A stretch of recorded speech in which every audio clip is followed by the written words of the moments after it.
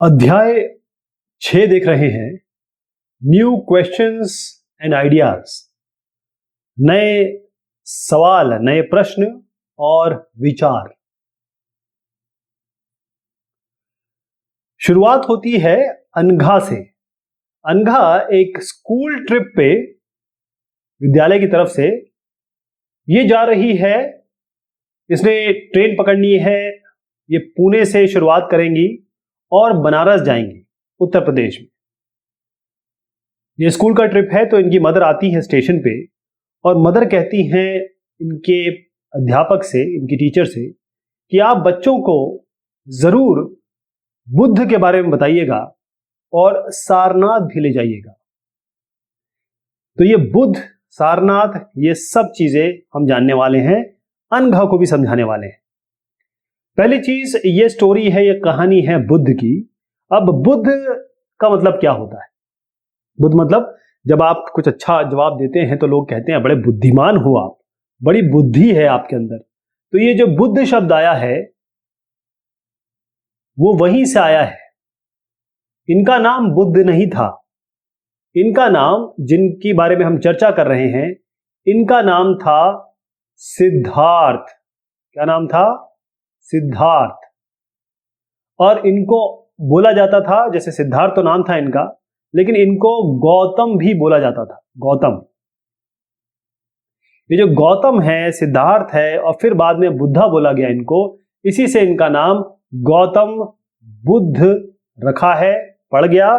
गौतम बुद्ध एक बौद्ध धर्म के संस्थापक हैं। इन्होंने बुद्धिज्म की शुरुआत की है। इसी बुद्ध से ये बुद्धिज्म आता है। कब शुरुआत हुई थी? तकरीबन 2500 साल पहले की बात मैं कर रहा हूं, 2500 साल पहले। अच्छा, इस जमाने में क्या हो रहा था कि हमने जो पिछले डिस्कशन में पढ़ा कि महाजनपद जो थे वो काफी स्ट्रांग हो गए थे और लाइफ शहर की, गलियों की, सिटी की चेंज हो रही थी, काफी फास्ट हो गई थी, चेंज हो रही थी। तो यहां पर कई विचारक, जिसको हम थिंकर्स कहते हैं। अच्छा, विचारक वो होते हैं जिसे किसी की पर्टिकुलर चीज पे वो विचार करते हैं, इतना ज्यादा गहन विचार करते हैं कि उनकी चीजें जो निकल के आती है वो आगे के समाज के लिए बहुत जरूरी हो जाती है, क्योंकि वो उसी चीज पे चिंतन करते हैं, मनन करते हैं। तो जो थिंकर्स थे ये जानने की कोशिश कर रहे थे कि जो सोसाइटी में चेंज हो रहा है, समाज में जो चेंज हो रहा है वो क्या है।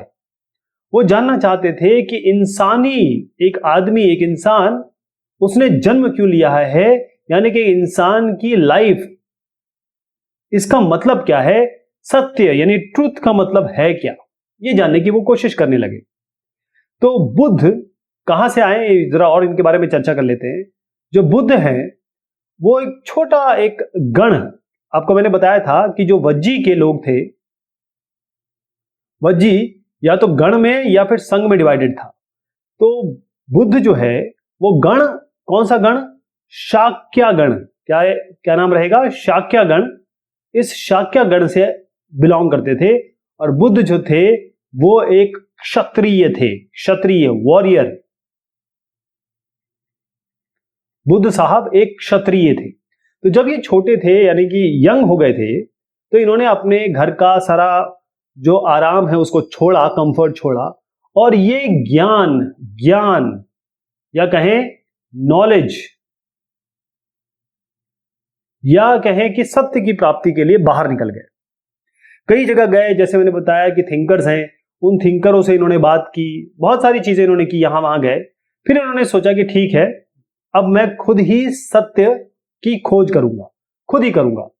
तो उसके बाद ये हुआ कि ये एक जगह, जिसका नाम मैं अभी लेने वाला हूं, बोध गया, उसको दिखाऊंगा अभी आपको। बोध गया, बोध गया ये बिहार में है। यहां पर गए, यहां पर एक पीपल के पेड़ के नीचे बैठे और पीपल के पेड़ के नीचे काफी समय ये इन्होंने बिताया, और फिर यहां पर इनको एनलाइटनमेंट प्राप्त हुआ। क्या हुआ? एनलाइटनमेंट। एनलाइटनमेंट का मतलब होता है कि ज्ञान की प्राप्ति हुई, नॉलेज की प्राप्ति हुई। तो इनके पीछे जो भी भगवान है, उनके पीछे ये जो गोल सा आप एक लाइट देखते हैं ना, ऐसे करके, इसका मतलब ये होता है कि इनको ज्ञान की प्राप्ति हो चुकी है। तो क्योंकि ये इतने, इनको नॉलेज मिल गया था, समझदार हो गए थे, तभी से इनको बुद्धा कहा गया, कि बुद्ध जो आता है शब्द वो बुद्धिमान से आया हुआ है, बुद्ध, राइट। उसके बाद ये गए सारनाथ, यहां तो बोध गया में तो इन्होंने प्राप्त कर लिया ज्ञान। उसके बाद ये गए सारनाथ, ये बनारस के करीब है, वाराणसी के करीब है, और फिर वहां पर इन्होंने अपने उपदेश दिए। बहुत जगह ये गए अपनी जिंदगी में, यहां वहां अपने उपदेश दिए, और फाइनली ये कुशीनारा, अच्छा कुशीनारा और कुशीनगर दोनों एक है। मैं अब आपको इनकी जगह दिखा देता हूं, ये कहां कहां गए। ये जो बोध गया है, यहां पर इनको बोध गया में इन्होंने ज्ञान प्राप्ति की। फिर ये चले गए सारनाथ जो बनारस के पास में है, फिर वहां से वो गए कुशीनगर जहां पर इन्होंने देह त्याग दिया, इनकी मृत्यु हुई।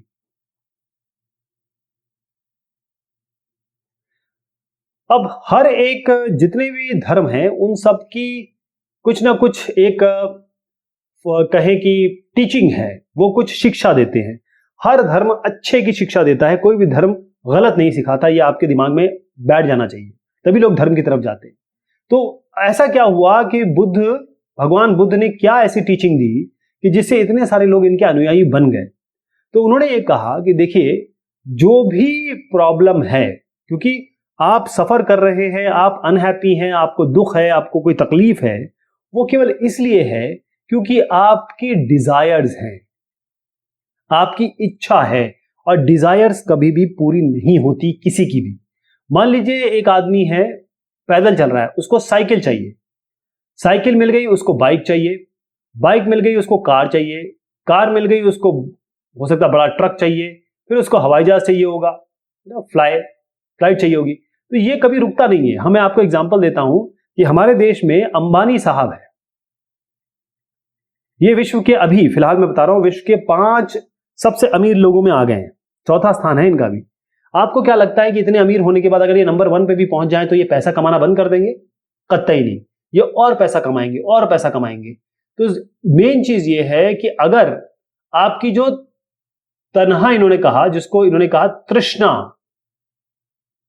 तृष्णा यानी आपकी डिजायर, आपकी लालच, आपकी ललक, किसी भी चीज के लिए आपकी ललक होती है। जैसे कई लोगों को खाने की ललक होती है, कई लोगों को सामान की ललक होती है, गाड़ियों की होती है, महिलाओं की होती है, ऐसे अलग अलग ललक होती है लोगों के बीच में। तो ये जो तृष्णा है, यही सारी प्रॉब्लम की जड़ है। ये जो आपकी लालच है, यही सब प्रॉब्लम की जड़ है। इन्होंने कहा कि जो एनिमल्स हैं उनको आपको इसकी रक्षा करनी, या फिर इनको परेशान नहीं करना है। उन्होंने ये कहा कि जो भी आप कर्मा करते हैं, जो भी काम करेंगे, इसको इन्होंने कहा कर्मा, जो भी एक्शंस करेंगे ये कर्मा है। और कर्मा जो है ये अभी की लाइफ में और आगे की लाइफ में, ये मैं लाइफ कर देता हूं, ये पोस्ट लाइफ कर देता हूं, जिंदगी के बाद और जिंदगी के साथ दोनों समय ये कर्म आपका पीछा नहीं छोड़ेंगे। अच्छा करेंगे तो आप अच्छे आपको इसके परिणाम मिलेंगे, पुण्य मिलेगा। अगर आप बुरा काम करेंगे तो आपको पाप मिलेगा। अच्छा, एक और चीज इन्होंने जो की, देखिए यहां पर जो जितने भी लोग बैठे हैं, इन्होंने जो अपनी शिक्षा दी वो दी प्राकृत भाषा में। प्राकृत भाषा क्या होती है? जैसे मैं एक एग्जांपल देता हूं आपको, जैसे मगध में बोले जाने वाली भाषा है मगधी, तो ये प्राकृत भाषा हो गई। अब मगध में जाकर अगर ये मगधी में बोलेंगे तो यहाँ के लोग सब सुन लेंगे, समझ जाएंगे, और फिर ये आगे भी पहुंचाएंगे। तो इन्होंने प्राकृत भाषा में अपने उपदेश दिए, अपने मैसेजेस दिए। अब जहां पर ये रहते हैं, जहां पर ये जहां जहां इन्होंने ये गए, जहां जहां इन्होंने अपने उपदेश दिए ऐसे, और फिर आज के समय जो मॉन्क्स, इनको मॉन्क्स कहा जाता है, ये सब जो लोग जहां रहते हैं, जहां आए, उन सब के लिए ऐसे स्तूप बनाए गए हैं। क्या बनाए गए हैं? स्तूपास। ये स्तूपास बनाए गए हैं। ये आप देखेंगे, ये रायसेन डिस्ट्रिक्ट है, सांची का स्तूप है भोपाल में, मध्य प्रदेश। अगर आप ट्रेन से जाते हैं तो आपको ये दिखाई देता है बाकायदा। तो मध्य प्रदेश में भोपाल में ये सांची का स्तूप है, बड़ा फेमस स्तूप है। और यहां पर अब ये देखिएगा, ये सारनाथ का स्तूप है। कहां का है? सारनाथ का। और ये स्तूप इसलिए बनाया गया क्योंकि यहां पर बुद्धा ने अपना फर्स्ट मैसेज दिया था। फर्स्ट मैसेज, एफएम कर देता हूं, पहला मैसेज यहां पर सारनाथ में दिया था, इसीलिए यहां पर स्तूप बनाया गया। एक और इंपॉर्टेंट बात बुद्ध जी के बारे में बताना चाहता हूं। इन्होंने ये कहा कि देखिए साहब, ऐसा है, आप सबका दिमाग है, आप लोग इंटेलिजेंट है, आप मेरी बात मत सुनिए।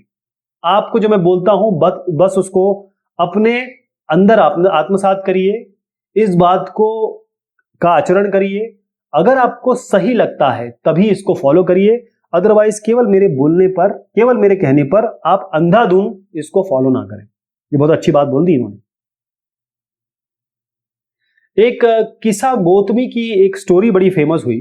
इसमें क्या हुआ, एक महिला थी, उसका बेचारा एक छोटा सा बच्चा था। एक महिला का बच्चा जब मर जाता है तो ये महिला भी मर जाती है, दिल से, दिमाग से, क्योंकि आप जिस बच्चे को पैदा करते हैं अगर वो खत्म हो जाए तो आप सोचो क्या होगा आपका। खैर एनीवेज, यहां पर जो बच्चा था इस महिला का मर जाता है। ये महिला दर दर की ठोकरें खाती, यहां दौड़ती है, वहां दौड़ती है और कहती है कि मेरे बच्चे को किसी तरीके से जिंदगी दे दी जाए, जिंदगी इसको जीवित कर दो। ऐसे करते करते ये पहुंचती है बुद्ध साहब के पास, और पहुंचती है और कहती है, बुद्ध आप इतने बड़े आदमी हो, इतने भगवान हो, आप मेरे बच्चे को जीवित कर दो। बुद्ध कहते हैं ठीक है, जाओ सरसों लेके आओ, मस्टर्ड लेके आओ मेरे लिए, मस्टर्ड सीड लेके आओ मेरे लिए, यानी सरसों के दाने लेके आओ, तब मैं आपकी जिंदगी बच्चे की ले आऊंगा। तो जैसे ही ये दौड़ती है मस्टर्ड सीड के लिए, जैसे ये भागती है, बुद्ध कहते हैं ठीक है, ऐसी जगह से मस्टर्ड सीड लाना जहां एक भी डेथ ना हुई हो, उस घर से लाना जहां पर एक भी डेथ नहीं हुई है। बस किस्सा गौतमी को समझ में आ जाता है कि ऐसा कोई घर नहीं है जहां पर मृत्यु नहीं हुई है, ऐसा कोई भी घर नहीं है। बस, लेकिन देखिए मां का दुख तो दुख होता है, लेकिन फिर भी मां ने इस बात को समझ के थोड़ा सा, लेकिन अगर आप बंदर को देखेंगे, बंदर का बच्चा अगर मर जाता है तो अपनी छाती से लगा के रखती है उसकी लाश को जिंदगी भर, मतलब जिंदगी भर नहीं, मतलब चाहे ऐसा लगता है जैसे वो जिंदगी भर रखेगी, लेकिन जब तक उसमें स्मेल नहीं आ जाने लगती है या बाकी बंदर उसको अलग नहीं कर देते तब तक वो अपनी छाती से लगा के रखती है। मां का प्यार सबसे बड़ा प्यार होता है। अब हम आते हैं उपनिषद पे। फिर से मैं आपको पुराने डिस्कशन पे लेके जाना चाहूंगा। आपको मैंने बताया था बहुत सारे थिंकर्स थे, बहुत सारे विचारक हुए।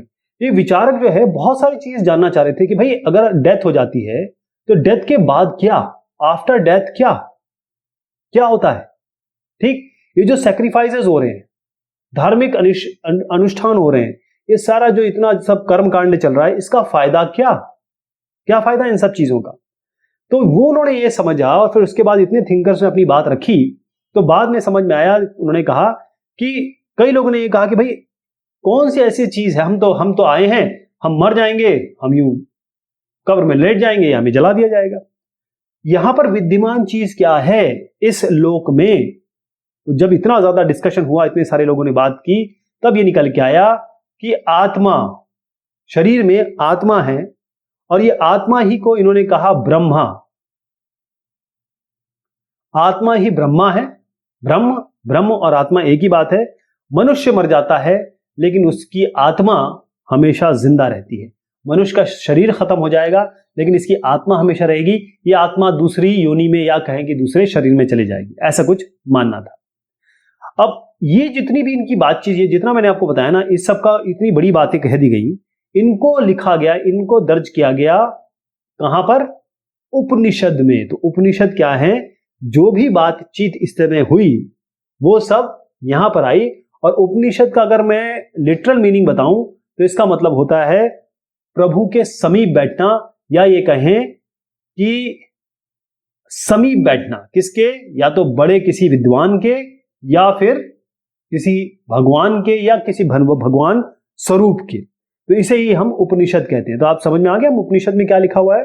उसमें ये सब जो थिंकर्स, विचारक जो डिस्कशन कर रहे थे, तो 6 ऐसे दर्शन या कहें कि फिलॉसफी के स्कूल हुए, या ऐसे हमारे यहां बड़े बड़े लोग हुए जिन्होंने ऐसी फिलॉसफी दी जो पूरे विश्व ने मानी। तो एक एक करके मैं आपको इसका नाम बताता हूं। सबसे पहले है वैशेषिका, फिर आए न्याय, फिर आया समख्या, फिर योगा, फिर पूर्व मीमांसा,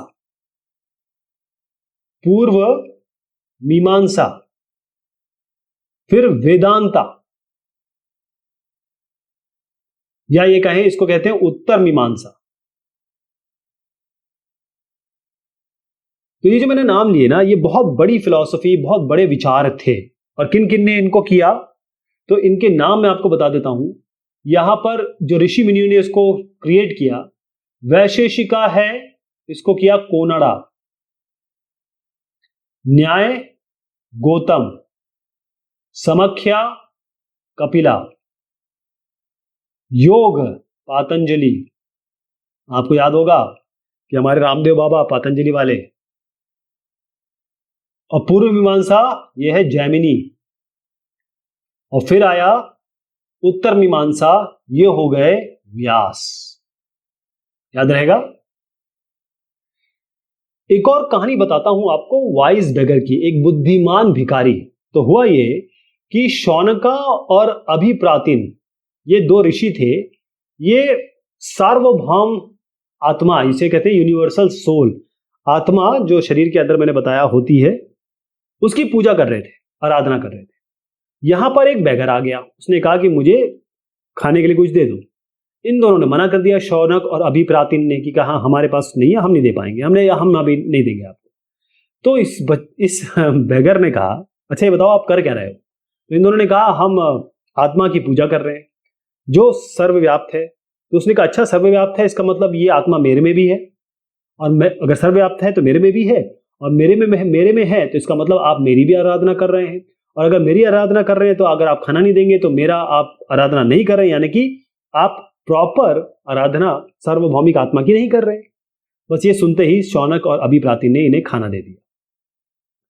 तो मैं आपको बता रहा था उपनिषद का मतलब होता है करीब बैठना। अब इसमें क्या है, जितने भी उपनिषद में है उसमें मोस्टली टीचर या कहें प्रीचर जो पढ़ाता है और स्टूडेंट, इनके बीच में बातचीत है, इन दोनों पार्टी के बीच में बातचीत है, डायलॉग की तरह ये लिखे हुए हैं। तो बहुत सारे जितने उपनिषद हैं उनको जो लिखा गया है वो या तो ब्राह्मण्स ने लिखा है, या कहें कि जो उपनिषद थिंकर्स थे उसको ब्राह्मण्स ने लिखा है, कई लोगों ने लिखा है, लेकिन इसमें जो रोल अदा करते थे वो तो ब्राह्मण्स थे या राजा थे, केवल यही लोग थे। अब गरीब लोग इसमें नहीं आते थे, पुअर लोग जो थे वो नहीं आते थे, वो कहां से आएंगे? इसी तरीके से महिलाएं, विमेन का भी बहुत कम रोल था, लेकिन कोई नाम हम विमेन और पुअर का जरूर देख लें, क्योंकि इन्होंने भी इसमें बहुत, क्योंकि देखिए समझदारी, सोच, अच्छी सोच, किसी बारे में सोचना ही तो सब में आ सकती है, चाहे महिला हो, चाहे आदमी, औरत हो, बच्चा हो, कोई भी हो। तो विमेन का नाम लेंगे तो एक महिला हुई जिसका नाम हुआ गार्गी वचकनवी, ध्यान रहेगा। बहुत बड़ी ये विचारक रही, बहुत बड़ी सोच इनकी थी, मतलब बहुत पढ़ी लिखी, और इनकी जो बात थी वो लोग सुनते थे, बाकायदा ये डिबेट करती थी। जो रॉयल कोर्ट है, यानी जो बड़े राजा के इलाके हैं वहां पर जो जैसे कोर्ट होता है ना, जैसे हमारे आजकल कोर्ट होते वैसे नहीं, राजा जहां बैठता था उसी को कोर्ट कहने लगते थे। तो रॉयल कोर्ट में भी ये अपनी बात रखती थी। इनका नाम ध्यान रखिएगा, गार्गी वचकनवी, राइट। अब मैं बता रहा था कि ब्राह्मण्स और राजा मेनली इसमें रहते थे डिस्कशन में, तो गरीब लोग तो नहीं रहते थे, लेकिन ऐसा गरीब भी नहीं है कि जो नहीं आए, ऐसे लोग हैं जो जिनका हम नाम ले सकते हैं। मैं नाम ले रहा हूं इनका नाम है सत्यकामा जबाला, ये याद रहेगा, सत्यकामा जबाला। इनका नाम जो है इनकी माताजी जो कि बेचारी स्लेव थी उनके नाम पे पड़ा है, सत्यकाम जबाला। उनका नाम जो था, उनकी महिला का मतलब इनकी माता का नाम जबाली था, जबाली, इसलिए सत्यकाम जबाला। अब ये गरीब थे, लेकिन फिर भी एक साहब हुए, एक ऋषि हुए जिनका नाम था गौतम। ये अलग गौतम है। इन्होंने इनको अपना विद्यार्थी बनाया और इनको फिर ब्राह्मणवाद दिया। ओके, सो उसके बाद ये जो आइडियाज थे, जो उपनिषद के जितने भी आइडियाज थे, वो आगे एक बहुत बड़े साहब हुए, उन्होंने आगे बढ़ाया, जिनका नाम है आदि शंकराचार्य। आदि शंकराचार्य, इसके बारे में हम आगे चर्चा करेंगे अगले डिस्कशन में। एक नाम और आपको बताना चाहूंगा, ये नाम है पाणिनि। याद रहेगा, पाणिनि के संदर्भ में आपको बस एक चीज ध्यान रखनी है, संस्कृत ग्रामर। याद रहेगा, ये साहब का नाम जोड़ा जाता है संस्कृत ग्रामर, इन्हीं ने बनाई संस्कृत ग्रामर, पाणिनि। तो अब हम आते हैं जैनिज्म पे। जैनिज्म, जैन धर्म। तो जो आखिरी लास्ट और जो 24 तीर्थंकर जो जैन के हुए, उनका नाम है वर्धमान महावीर। वर्धमान महावीर, इन्होंने अपने जो उपदेश है उनको कई जगह फैलाया। ये बात मैं कर रहा हूं 2500 साल पहले, और ये भी एक क्षत्रिय थे, he was also a warrior, क्षत्रिय कुल के थे और क्षत्रिय प्रिंस थे बकायदा, ये तो राजकुमार थे, तो ये क्षत्रिय प्रिंस थे। और कहाँ के थे ये? लिच्छवी। ये जो है वज्जी, आपको मैंने एक इलाका दिखाया था वज्जी, वज्जी संघ के जो लिच्छवी कुल है, लिच्छवी उस कुल के थे, उस संघ के थे। तो वज्जी संघ लिच्छवी कुल के ये थे, ध्यान रहेगा, क्षत्रिय थे, प्रिंस थे, मतलब राजकुमार थे। 30 साल की उम्र में महावीर साहब ने अपना घर छोड़ दिया और चले गए जंगल की तरफ। 12 साल तक इन्होंने बहुत तप किया, बहुत जबरदस्त तप किया। उसके बाद अगर आप देखें जो गोला लगा हुआ है वो यही बताता है कि इनको सत्य की प्राप्ति हो गई, ट्रूथ की प्राप्ति हो गई, असली इनको ज्ञान मिल गया, एनलाइटनमेंट हो गया। तो इन्होंने क्या कहा, इनकी टीचिंग क्या थी? इनकी टीचिंग बड़ी टफ है। इन्होंने कहा कि जिसको भी, चाहे औरत हो चाहे मर्द हो, मतलब मैन या वुमेन, जिसको भी सत्य चाहिए, जिसको भी ट्रुथ चाहिए, जिसको भी सत्य जानना है, उसको घर छोड़ना करना, लीव होम।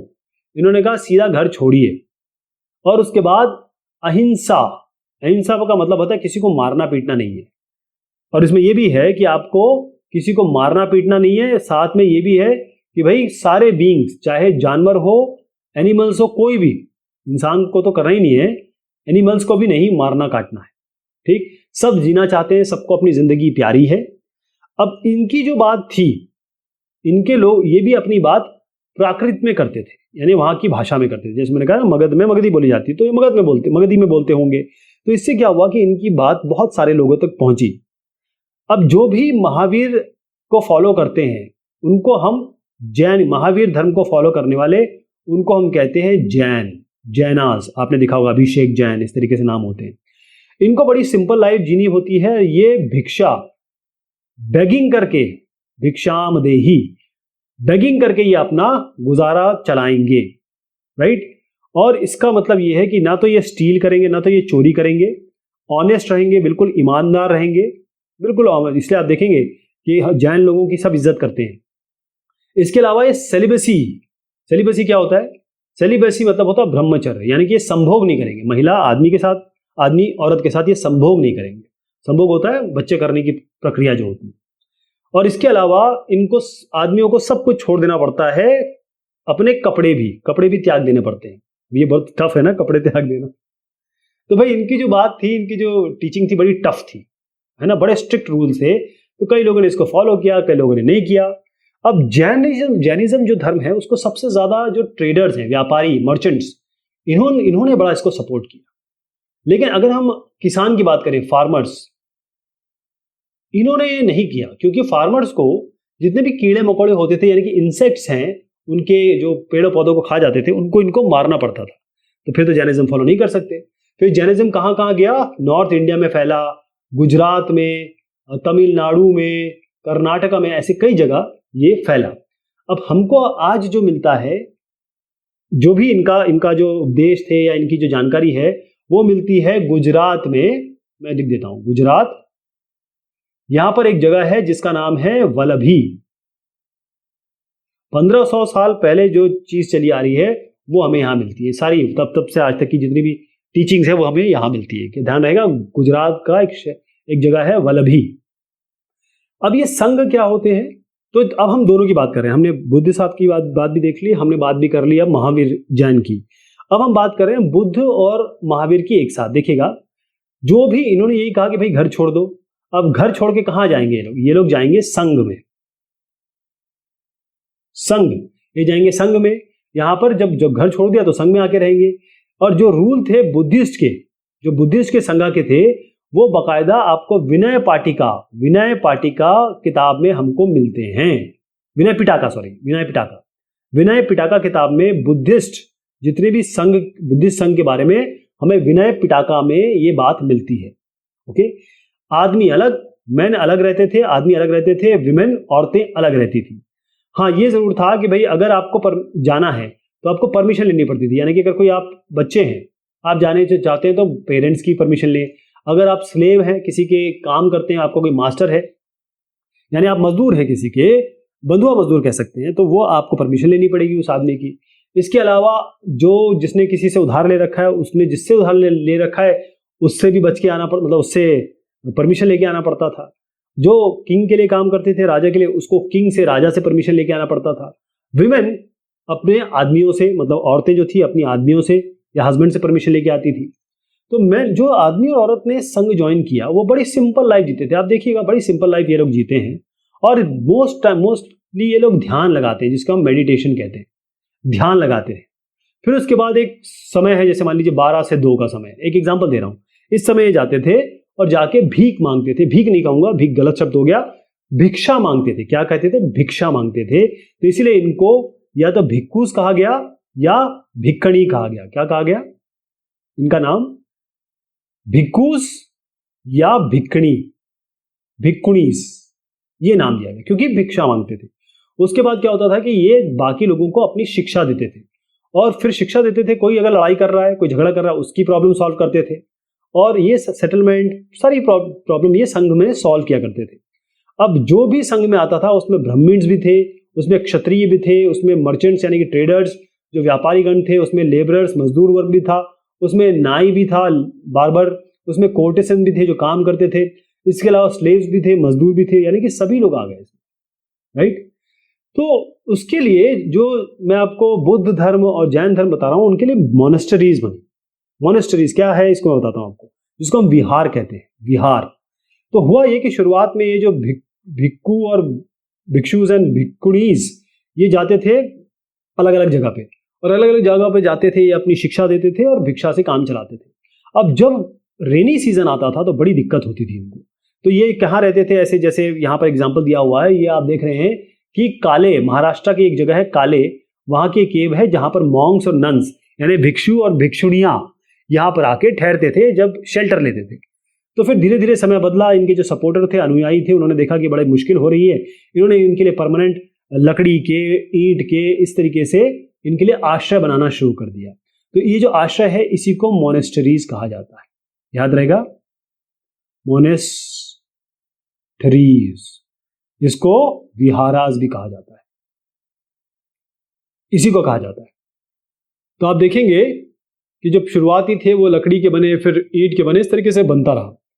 अब बुद्ध ने एक बात कही थी कि जिस तरीके से अलग अलग नदियां एक मेन नदी में आके मिल जाती हैं और फिर इन नदी का कोई नाम नहीं रहता, वजूद नहीं रहता, इसीलिए कोई भी वर्ण व्यवस्था का, चाहे ब्राह्मण हो, क्षत्रिय हो, वैश्य, शूद्र हो, जब ये हमारे शरण में आ जाता है, जब ये भिक्षु बन जाता है या मॉन्क बन जाता है, मॉन्क कहते हैं इंग्लिश में, भिक्षु हिंदी में, जो भी मॉन्क बन जाता है, फिर वो हिंदू, मुस्लिम, सिख, ईसाई कोई नहीं रहता। इसीलिए आप देखेंगे कि बहुत सारे जितने भी जो शेड्यूल कास्ट कम्युनिटी के लोग हैं वो बुद्धिस्ट धर्म को अपनाते हैं। अब ये जो विहारा थे, ये होता यह था कि बहुत जो अमीर लोग थे उनकी जमीन, वो अपनी जमीन देते थे, वहां पर बन जाता था। अब विहार में जब ये भिक्षु भिक्षुणियां आके रहते थे, यहाँ के जो लोग थे ये इनको आके पैसा, खाना, मेडिसिन वगैरह देते थे, मॉन्क्स और नन्स को, और उसके बदले ये इनको टीचिंग दिया करते थे, राइट। अब जब ये महावीर धर्म में और जैन धर्म में ये और जो बुद्धिज्म धर्म में ये सब चल रहा था, तो बहुत अच्छी टीचिंग हुई, बहुत सारे लोग जाने लगे। तो फिर यहाँ पर क्या हुआ कि जो ब्राह्मण्स है या फिर कहें जो हिंदू धर्म है, सनातन धर्म है, वहां पर भी फिर आश्रम की उत्पत्ति हुई। वो आश्रम कहलाए गए, कैसे? ब्रह्मचर्य आश्रम, यानी कि यहाँ पर आप कोई भी संभोग नहीं करेंगे, ब्रह्मचर्य का पालन करेंगे। उसके बाद आप गृहस्थ आश्रम का पालन करेंगे, यानी कि आप शादी करेंगे, महिला के साथ रहेंगे, बच्चे पैदा करेंगे, यानी संभोग क्रिया करेंगे और एक जिंदगी चलाएंगे। उसके बाद आप जाएंगे वानप्रस्थ, आप चले जाएंगे जंगल, वहां वन्य में जाके आप ध्यान लगाएंगे वगैरह, और उसके बाद एक एज के बाद आप संन्यास ले लेंगे हर चीज से। ये 4 आश्रम थे। अब उसी समय 2500 साल पहले की बात बता रहा हूं, और भी कई चीजें हुई। आपने बोरा मुस्लिम सुना है, आपने अरुणा ईरानी का नाम सुना है। ईरानी कैसे है, ईरानी हो गई वो, तो बताता हूं आपको। जैसे बोमन ईरानी हो गए, ये ईरानी कैसे हो गए? ये लोग जो है, इनके सब पूर्वज जो आए थे ईरान से आए थे। कैसे ईरान से आए थे देखिएगा। और ईरान से कहाँ आए थे? हमारा जो इलाका है वो गुजरात और महाराष्ट्र, इस जगह आके ये बस गए। तो आज जो आप देखते हैं वो सब यही है। तो हुआ ये कि ईरान कहाँ पर है? हम ये अगर मान लीजिए, ड्राइंग बड़ी अच्छी है मेरी, ये आप मान लीजिए अगर कश्मीर है तो यहाँ पाकिस्तान है, यहाँ पर ईरान है, इस जगह पे ये कश्मीर है, यहाँ राजस्थान मान लीजिए, पाकिस्तान, फिर उसके बाद ईरान। तो ये ईरान है, यहाँ पर जोरास्ट्रियन, यहाँ पर इसको कहते हैं जरथुस्त्र, जरथुस्त्र, जोरास्टर, जोरास्टर, जरथुस्त्र। ये ईरानियन पैगंबर हुए, प्रॉफिट हुए। इन्होंने अपनी जो टीचिंग थी, वो जो भी टीचिंग थी, वो जिंद अवेस्ता किताब में इसको लिखा गया है। ठीक है, तो इनका केवल ये कहना था कि अच्छे विचार होने चाहिए, इनका ये कहना था कि अच्छे आप शब्द इस्तेमाल करिए और अच्छे काम करिए। 3 चीजें थी, good thoughts, good words, good deeds.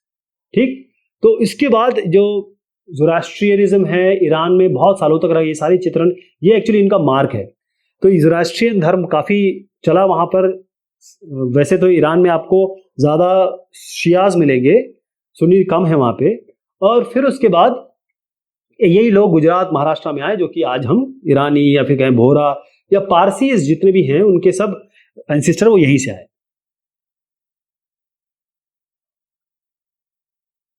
तो ये बात हुई इस चैप्टर की। बहुत शुक्रिया, बहुत मेहरबानी आप सभी की।